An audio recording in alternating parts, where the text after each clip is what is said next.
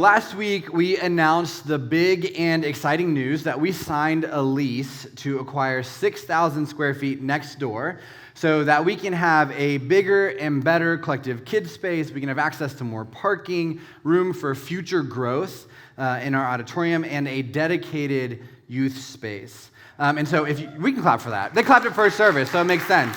This is still exciting a week later. After you guys heard all the details last week. But if you missed it last week, here's what we want you to do. If you have the app, or if you scan the QR code, or if you're like an old school website type person, we want you to check out the All In page. There's the announcement on there. There's more details. Like I mentioned, there's a floor plan if you're into that kind of thing. The rooms are bigger. That's all you really need to know, but you can check it out if you want. But I shared last week that in order for us to complete this project without wiping out our savings and hurting future ministry opportunities, as a church, we need to raise at least $75,000 by the end of summer, with $50,000 coming on or around the weekend of June 26th. And so what we're doing is we're asking everyone who calls Collective their church home to give a bold and generous gift above their regular giving so we can make this happen. And we talked about this last week a little bit, but you can give on the app or you can scan the QR code. You can give online, mycollective.church/give. Actually, the easiest way to do it is click on All In because there's some access to that as well. For those of you who write checks, you can write a check. There's a gray basket at the door on the way out every single week. But for that week, you would write All In the memo. If you can't find it, it's where the earplugs are for those of you who think it's too loud in here. And so last week, I said that I would share the top 5 questions that people are asking right now about this project. So that's what I want to do to kick things off today. So the question that I've gotten asked more than any other is, what if we raise more than $75,000? Now, I love this question. It just oozes confidence. And as I mentioned last week, the majority of this cost will come from our savings. Since Collective launched, we have saved 10% of everything that's been given to our general fund. And because Collective is a generous church and so many of you regularly give, we have the funds to get this project started. But this is why last week when we talked about giving, I challenged every single one of us to start giving or to grow our giving, because we know that giving changes lives. And this is one of the ways that the discipline of giving does that, is by giving us more space to reach more people. Now, if we raise more than the $75,000, there are 2 things that will happen. The first is that we have other projects that we want to start. We always have a list of 5 or 6 things that we're working on, but the number one project we would do if we went over is we do some tech upgrades. Right now, our goal is to upgrade our cameras for Collective Online. It's actually not for Collective Online. Collective Online is great. It's great if you're sick. It's great if you're not here. You guys know how I feel about it's not a replacement for church. And so we're not doing it necessarily for Collective Online. The real reason is that a few weeks ago, I was sitting in the back at a service, and there was a baptism, and I realized when you're in the back few rows, you can't see our baptisms, right? And so I'm assuming you cheer when everybody else cheers. And so we reached out to our AV company. We said, hey, how do we make this happen? And they said, what we need to do is we need to upgrade our cameras. We need to do a little bit of an upgrade so that on Sundays when there are baptisms, we can project it onto the screen. And this is a big deal because this is a huge moment, and we celebrate this moment in a big way, but we want you to share in that moment as well. And so we've got 2 or 3 other projects like this where if we raise over, we'll do those that we think will make this a better experience and give us more opportunity to celebrate. But the second thing is that if we raise way above our goal, we'll be able to take less money out of our savings, which will just give us more margin for big things in the future. It'll allow us to keep saying yes to these risks that God is asking us to take. Next question is, what if we don't hit our goal? Obviously, I hate this question, but it's a good question. I appreciate people asking that. To be honest, I don't know what will happen if we don't hit our goal. We signed a lease, so we are in that deal. Really, as talking to our finance team and our overseers, we do have a plan if we don't hit it, and what that means is we won't be able to make the space fully what we want it to be. It means we won't be able to upgrade the stuff that we feel like we need to upgrade. And while this isn't ideal and would definitely impact our ability to make Collective Kids the best it can be, if that happens, our Collective Kids team is incredible, and they'll make it work. I'm 100% positive we could give them empty rooms that were bigger, and they would still be the best children's ministry around. And so while we don't want that to happen, we do have a way to make sure that it is still the best experience we have with what's been given to us. The next question is, what work are we going to do? And I think this is my favorite question because I'm really excited to answer this. We don't have to do any work for the build out. To get into this space, like we did some demo, we ripped up carpet, and we did a lot of painting, and I'm not gonna lie, it sucked, and we all hated it. And we're like, we're doing this for the Lord. At the same time, it's like, this isn't fun. And so when working on the deal for the new space, one of the things we asked them was to cover those costs for free. And the reason why is that tenant's been there for a very long time, and so we can't receive the space as is. And so they offered to do all the painting and all the demo without us having to pay for it or to do any of it, which is great. And what that also means is that when it's done, instead of us getting to the space and like taking some time. Now, once the space is done, or right around that time, we'll have a work day here. We'll move over the current Collective Kids stuff. We'll put some furniture together. We'll set up tech, all of that. In the next few weeks, we'll give you an opportunity to sign up for that if you're interested. We know a lot of you have skills that you want to lend, and so we'll give you that opportunity to do that as well. Another question that we've been asked is, how does this expansion impact our yearly budget? Again, another great question. One thing I just want to encourage you guys on, for the people who've been asking these questions, I love these questions. They're hard questions, but I love them because it just shows that you have a ton of wisdom. You're not asking me questions like what color are the walls going to be, mostly because you know they're going to be gray. But also, like, you're thinking about, hey, what's the long-term impact of this? And so part of the deal I worked out with our landlord is that we won't have to pay rent on the space in 2022. And so the immediate impact will be minimal. When rent does start, we actually convinced them to push it to Q2 of 2023. The truth is, it will have a huge impact on our budget. And just being completely transparent, which I promised you that I would do, our giving will need to grow so that we don't have a deficit each month. And this is scary. Our finance team is like, this is very scary. And I'm like, this is kind of scary. But faith risks are. Right? If we were only doing the easy things, then I don't know if it would show a lot of faith. If we were only doing the things that we could like plan out ourselves, I don't know if we'd be fully trusting God. We feel very clearly that God is telling us to take this space and create more room, the same way we felt when we moved in here. The story, if you don't know it, is that there were 2 companies in these 4 suites, and when COVID hit, the company that took up 3 of the suites closed because they were doing overseas stuff, and they couldn't do it anymore. And the company that had been there for like 10 years didn't re-sign their lease. And we had no idea these spaces were available, and through God, we were given 2 different options, and we combined them to make Collective, and it felt right. And we knew we needed to do it. So when this space opened up, we knew we needed to do it. And so we're just going to trust that God knows what he's doing. Now, when it comes to the ministry we do, we're going to do everything we can to make sure this project doesn't take away from our impact on Sunday mornings or in our community. So we're going to keep giving away 10%. We're never going to stop doing that no matter what the budget looks like. We're going to keep feeding people. We're going to keep creating space for people to experience Jesus. We might just have to adjust how we do it and the scale of how we do some things for a while, but we're not going to put Collective in an unhealthy place financially just for this space. And so we'll cross that bridge in a few months, but ultimately we trust God and we trust the way that this is going to work itself out. Now, the last question is this: how does this project impact future growth? So this is the last expansion we'll be able to do in this building without getting super creative and like taking our offices out and like moving somewhere else in the park or something complicated like that. So in the short term, if we keep growing and we outgrow 2 services, we'll simply add a 3rd and a 4th and a 5th. We'll do 40 services if that's what we need to do. Our team's like, no, you'll be fine. But the long term is that as soon as this project is done, that savings that we've been talking about, we're going to start saving for our eventual own space. Our hope one day is to own. Leasing is hard. I'll just tell you right now, I hate it, but it's where we are in this season. And so immediately we're going to start saving because our goal is in 5 to 7 years, if we keep growing, would be to buy our own space, right? To level up again. And I'm not going to lie, I pray every day that Collective outgrows this space because it means more and more people are experiencing the grace and truth of Jesus. It means lost people are getting found. It means marriages are healing and addictions are being broken. It means people are experiencing real hope.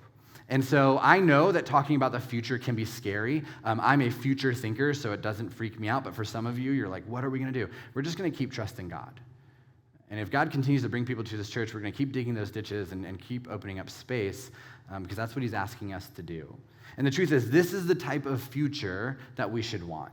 This is the type of future that every church should want. They should want these types of tensions because it means God is moving in bigger ways than what they can handle, and that is a good thing. Right? This is a future where Jesus is turning the world upside down through a gritty and real and passionate group of people called Collective. And we say this a lot, but the best is yet to come. And this is a big step right now, but our prayer is that we hopefully look back in a few years and realize that this was small compared to what God's doing.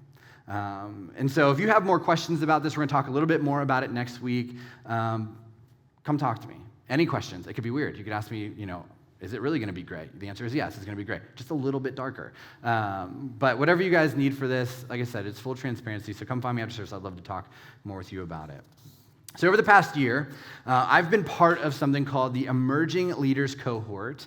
And so in the fall and winter, I flew to Seattle and then Kansas City to spend 36 intense hours listening to some amazing church leaders and then spending time breaking out into like a small group and talking and wrestling with what we were hearing and what we were learning and what this meant for our church. And so this spring, our last one was in Indiana. And so as I was flying out there, I assumed that this would be the same format. Listen to someone speak, break into a small group, go home. But then they switched things up. Instead of heading to the auditorium to hear a speaker, they had us stand in a small circle and start counting off 1 through 5 before breaking into groups. And then the facilitator said that dreaded phrase, "We are now going to do a group project." Like shivers went down my spine. My eyes started to twitch a little bit. I began to telepathically try to tell my wife to call me and pretend there's an emergency so I can get on a flight and fly back to Frederick because I hate group projects. And most of you hate group projects as well. Some of you love them. Well, I'm about to talk about you, and you're not going to like it very much. But it doesn't matter if you are an adult or a student, group projects always go the same way. A few people will pull the weight, a few people coast, and one person contributes absolutely nothing, shows up for the presentation, and then ruins everything. And this was no different. They gave us about an hour to work through a church planting scenario. And when my group started to work, one of the guys had disappeared, just straight vanished. We had no idea where he was. So another guy said, "I'm going to go find him." And guess what? He didn't come back. Classic.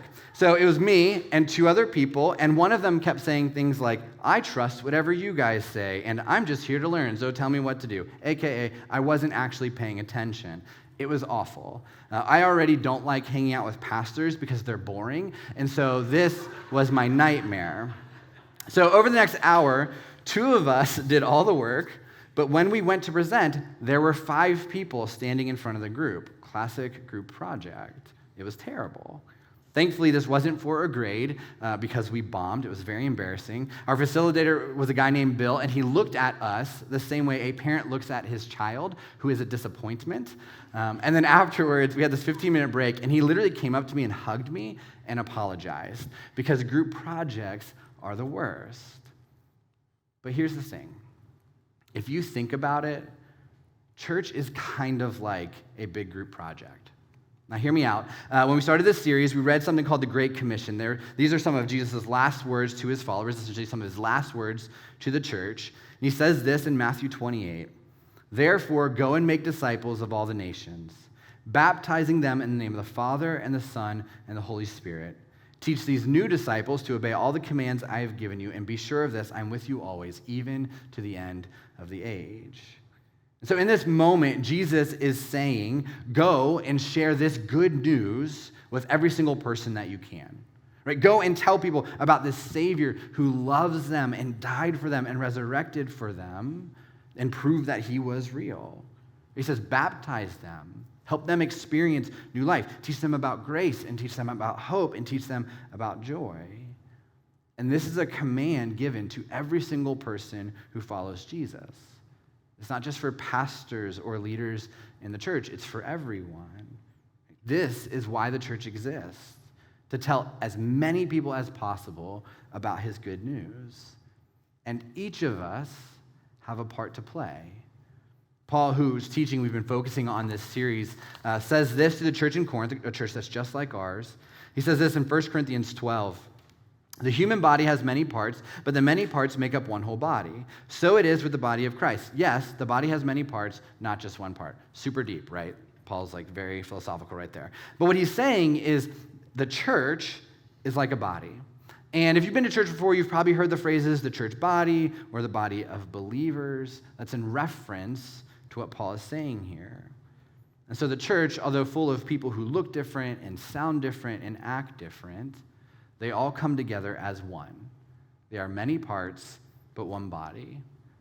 And so in this letter, Paul is talking to Christians, and he's specifically saying, if you are a follower of Jesus, in fact, he's talking to a very specific church. He's saying, if this is your church, you have a part to play. And then he writes a few verses later, if one part suffers, all the parts suffer with it. And if one part is honored, all the parts are glad. All of you together are Christ's body, and each of you is a part of it. And so as we move into the fourth week of our series, All In, this series that's about choosing discomfort and taking bold next steps so as many people as possible can experience the grace of Jesus, the question that I want to ask you today is this: are you serving? Are you serving? If Collective is your church, you play part in the body. You play a part in this church, whether you knew that or not until right now, and whether you like that or not. And so are you playing your part? And so I'm just going to tell you up front, the challenge is really simple. It's to make you uncomfortable, just like every single week in this series. But the goal today is that I want you to go all in and play your part. I want you to join the team. We talk about this every week. The best way to do that is you check a box in your connection card or you head to next steps. And my goal is that 25 new people check the box and start serving by the end of July. And this is an incredibly aggressive goal. In fact, we've never had 25 people check the box and join a team in a quarter. But this series has just been completely aggressive in all of our goals, so we're just going to lean in. But that's the goal today. A few years ago, I was grabbing lunch with a friend of mine who is like a church planting guru, and we started talking about this concept of lag measure versus lead measure. And a lag measure tells you, through data, if you've achieved your goal. But a lead measure tells you through data if you are likely to achieve your goal. It's essentially like a cause and effect thing. And my friend asked me, what is the biggest lead measure at Collective? And I had no idea, but thankfully I love spreadsheets and I love data. And so I went back and I started nerding it up. I actually grabbed a friend of mine who loves spreadsheets and pivot tables more than I do, and we just like nerded out for a really long time. And this is what we found. The biggest lead measure in our church is people joining our team. The biggest lead measure in our church is people serving. And so here's what this means. When people serve, this church grows. When people serve, more people are baptized. When people serve in this church, our generosity grows, and we make a bigger impact in our community. It leads the way. Ultimately, when people play their part, instead of sitting on the sidelines, when people take the gifts and the talents and the passions that God has given them, instead of keeping them to themselves, they use them to create space for other people to experience Jesus in this church. That's exactly what happens. And there are two things that drive everything that we do at Collective: baptisms and life change. And a growing team leads to that more than anything else that we do as a church right now. But here's what's frustrating about this. Looking at the trends for this year, our team has actually only grown by a few people. And so this tells me a couple of things. It tells me that our current team is amazing, right? They're doing an incredible job. If you are someone who serves here, I just want you to know, and everyone else knows this too, you are crushing it. I know I'm biased, but I think this is awesome every single week. And the people who serve here are the reason why that's true, right? You love this church, not because of me, because of the people who serve. But the second thing it tells me is that the percentage of people who are attending and not serving is actually the highest it's ever been in the history of Collective. And listen, this isn't a guilt trip, okay? If you're feeling some way about this, whether it's guilty or mad at me or whatever, I just want to encourage you, lean into that. Right? Figure out why you feel that way. Come talk to me about it. Get mad at me about it. Ask me questions about it. But the thing is, this is just an honest family conversation. This is an honest conversation about people who are a part of this body. And so if we're done reaching people and seeking and saving lost people, we don't care if anyone else serves. But I don't believe that God's done using us yet. I don't believe that God's up in heaven thinking, they made it. Great job, Collective. Right? I don't think he's sitting there thinking they've done everything they could do. They've done everything I've ever wanted. And so if we want to continue to spread the gospel, the good news of grace and endless second chances, then every single person here has to play their part. Now, I know there are 1 million reasons not to serve. You're already thinking about them, and you're arguing with me in your head. So let's talk about some of them right now. So the number one reason that we've been getting over the last few months is COVID, right? That was a thing a few years ago that people gave. But I think we can all agree that this excuse is tired and worn out by now. It's a great excuse if people ask you, like, hey, do you want to come to this party? And you're like, no, COVID. But really, you don't want to spend time with them. Keep using that for that. That's totally fine. You want to get out of social scenarios? Great. But one thing that we know is true through the last 2 years of study is that the negative mental, emotional, and spiritual impact of not being here on a Sunday is so much worse than the physical impact of COVID. Right? Addictions are up. Suicide is up. Divorces are up. And what they're finding is that one of the main reasons why that is true is because of isolation, and there's a direct correlation to whether or not people are in church on Sunday mornings. Another reason that we hear is I'm too busy. And I believe you on this one. I know how busy Ray and I are with our girls during the school year. We have something 5 nights a week. We are often just passing each other on highways, and it is very intense. But every single one of us make time for our priorities. Author Jordan Peterson wrote that when we say, I don't have enough time, what we're really saying is, this isn't actually important to me. Right? This isn't one of my top priorities. And so if you say you are too busy to serve, what you're really saying, and just being honest with yourself, is saying, hey, this isn't one of my top priorities. That is not more important than the long list of other things that you do. And so the real challenge for you then is to elevate this to being a higher priority. Instead of serving being pushed down on the list or trying to shove it into an already busy schedule, start cutting things from your life that aren't actually that important to you. Because what God has called us to do is way too important for this to be pushed down at the bottom of your priority list. Another one that we hear is I work on Sundays. And this is really real being in Frederick, and sometimes that's unavoidable. But I do want to challenge you to make the long-term goal not to work on Sundays, because your soul needs to be here. And whether you work on Sundays or take a ton of vacations or just have a really weird schedule, the staff will work with you to make sure there is one that best fits, while challenging you, making you uncomfortable, to make this a higher priority. Another thing we hear is, I don't follow Jesus. And actually, I think this is the best reason to serve in a church, because if you are truly investigating Jesus, you should lean in order to give Jesus a fair shot. I mean, you don't know if Jesus isn't for you if you're not reading your Bible every day or serving others regularly, because how would you even know? Right? You wouldn't. When Collective first launched, our team was about 52 people, and a lot of them were Jesus followers. They were church people. But since launch, 13 of those people went on to get baptized, who started serving first. They started serving before they fully believed, or they started serving in the middle of their doubts. They started serving while they were pursuing faith. And the end result was that they became more confident in their belief in seeing what God was doing in their life and the lives of others. Another one is that I'm new. Joining the team is a great way to meet people. We say this all the time. It is the best community that we have at Collective, because we don't just serve together, but we hang out together. We have fun together. We actually worship together. We celebrate together. Plus, for those of you who are like, I'm new and I'm an introvert, right, because that's real, it's way less awkward when you're an introvert on the team, because if a social situation pops up and you don't want to be there, you just pretend like you're busy, right? You're just like, oh, I got to go clean this thing, see ya. So you don't have to have social interactions if you're new and introverted. Another one is, I need to focus on myself. We typically hear this when there's drama going on in people's lives, and they say, hey, I just need to focus on myself right now. And I just want to gently push back that stopping serving is never going to be the path to health. The thing that gets you through the thing that you're going through is not going to be selfishness. It's really not. Besides, studies have proven that serving others has a positive impact on your mental health and your overall well-being.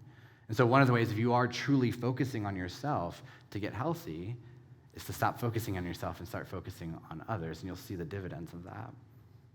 Another one is, I don't know what I have to offer. And I totally get this. I'm an introvert. I have zero musical ability. I can't keep a beat. I can't do any of those things. Tried instruments in the past. It was really, really bad. I also don't know what to do with kids.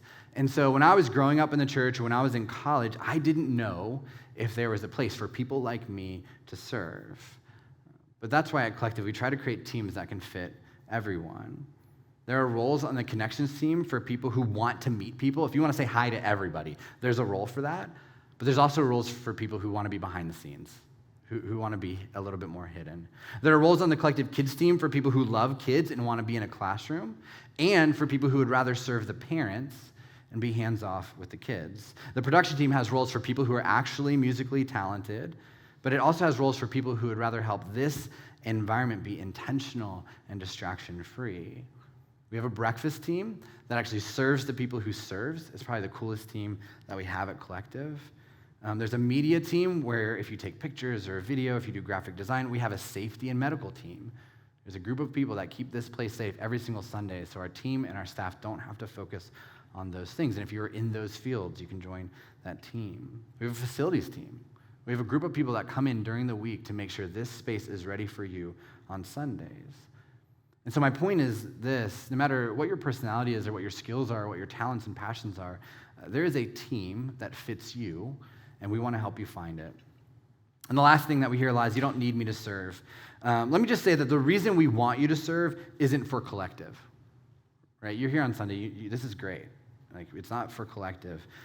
It's for you. Serving will grow your faith.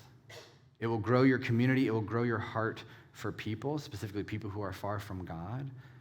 But it will also create space for other people to experience Jesus.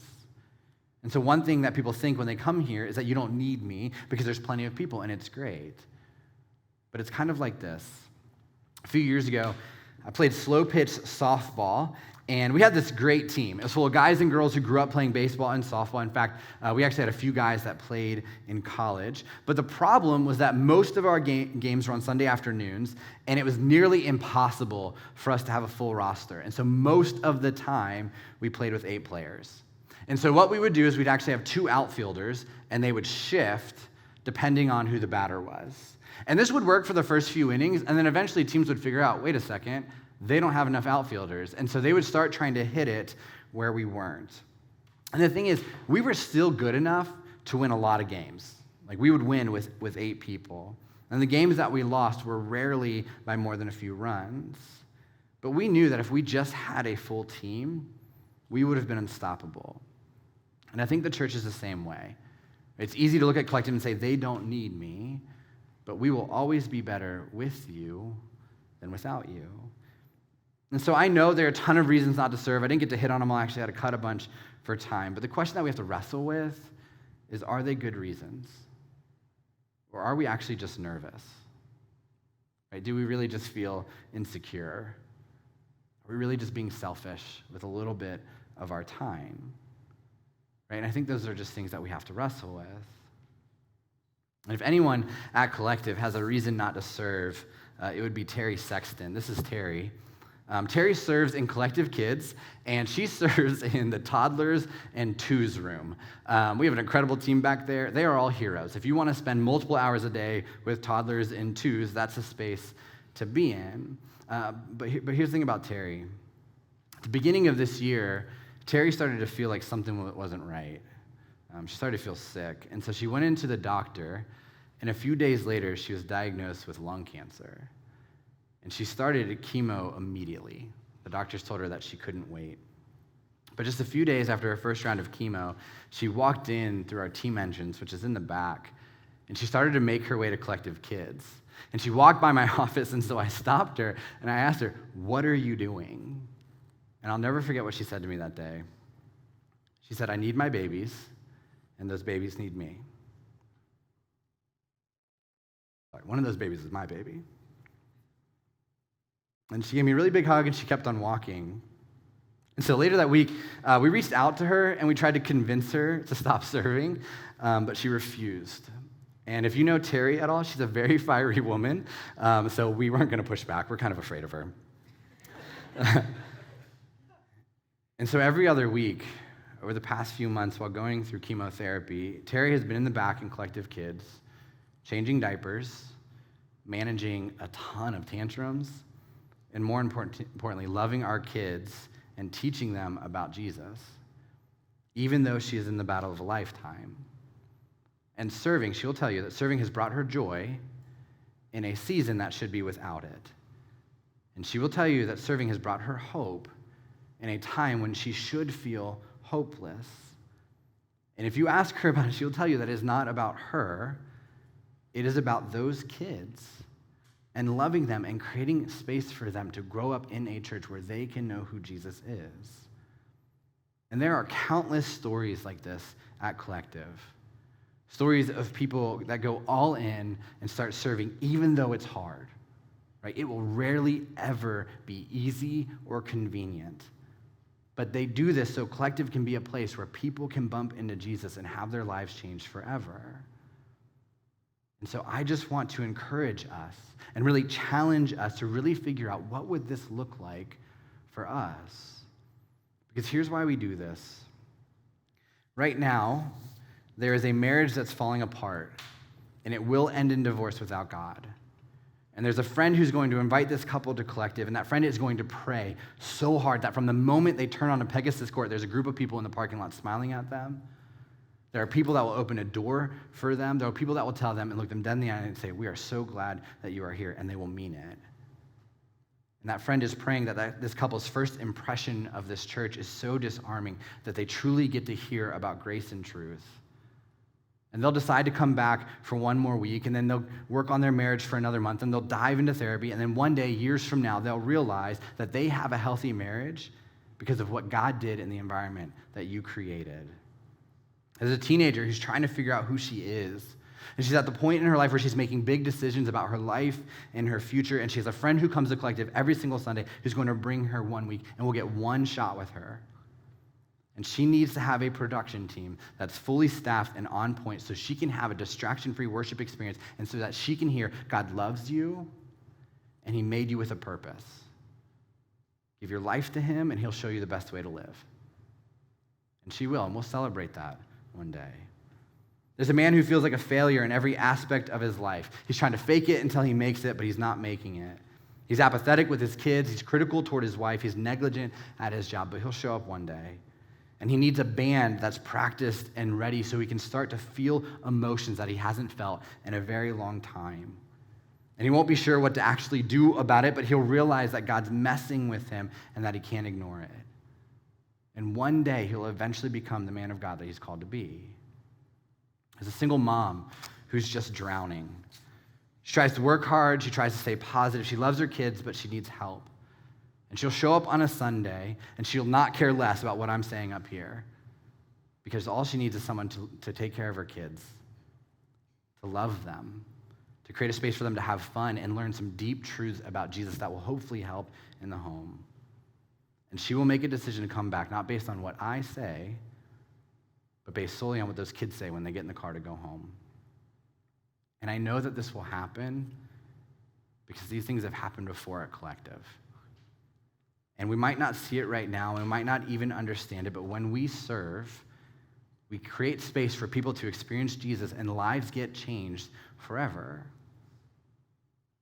And so I challenge you to get uncomfortable, to check that box and join a team. And I know there are logistics, and you've got questions and all of that, but get on the team first and see if it's a good fit. Right? It will be hard. I'm not saying that this will be easy. And there will be times when you doubt yourself, but those will be small compared to what it feels like watching people put their faith in Jesus and get baptized, knowing I didn't cause that, but I got to play a part in that. I just want to say one more thing. And please know that I say this as unapologetically as I can. I wrote this the other day when I was driving home and the news broke about the Smithsburg shooting. I think all of us have been in this place for the past few weeks. We're just waiting for this to happen, right? When the tragedy happened in Texas, I think, at least I don't think I'm the only one, I started to wonder, when was it going to come to Frederick? When was this thing going to happen here? And tragedy struck just a few days ago. And I know that many of you are impacted by this. There are actually people at Collective that lost family in that shooting. So this is real, right? It's no longer news. This is our life. And this is what I wrote. This world is broken.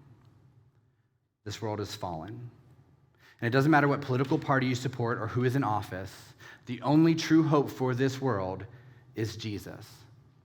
If people could solve all the problems of the world, and if people could take away all the pain and protect us from all the garbage that this world produces, they would have done it by now. But they can't. Right? You can't do that. I can't do that. Politicians and influencers and pastors can't do that. The only thing that can truly save this world is Jesus.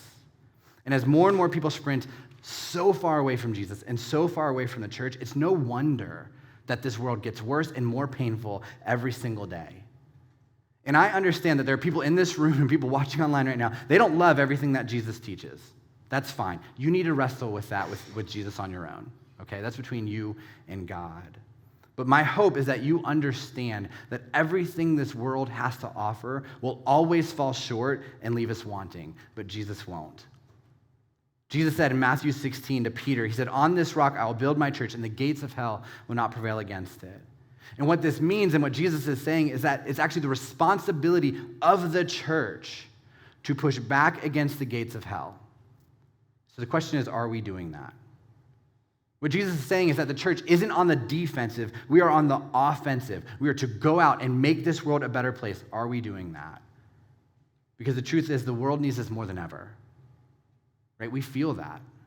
Not read it, we feel that, we see that, we experience it in our own lives. Our world needs this more than ever. And so if you are not a follower of Jesus, here's what we want you to know. That thing that you are searching for, that hope and that peace and that purpose and that joy, it will only be found in Jesus. It will only be truly found and rooted in Jesus through the ups and downs, through the good and the bad. It's Jesus. And you can keep looking in other places. You can. You have the right to do that. You can look in your hobbies, in your career. You can look in your relationships, social media, entertainment, whatever you want. You can keep looking in those places, but they will come up short. And when they do, this church will be here. And when they do, Jesus will be ready and waiting for you to put your faith in him, and so you can get baptized. And it won't make everything perfect. It never does. We wish it does. It doesn't make everything perfect, and it doesn't make everything easy. It just makes it better because we have real hope and real purpose and real peace and real grace, things that this world doesn't offer. And if you are a follower of Jesus, you have taken those steps, you've repented, you've declared him as your leader and your savior, you've been baptized into new life with him.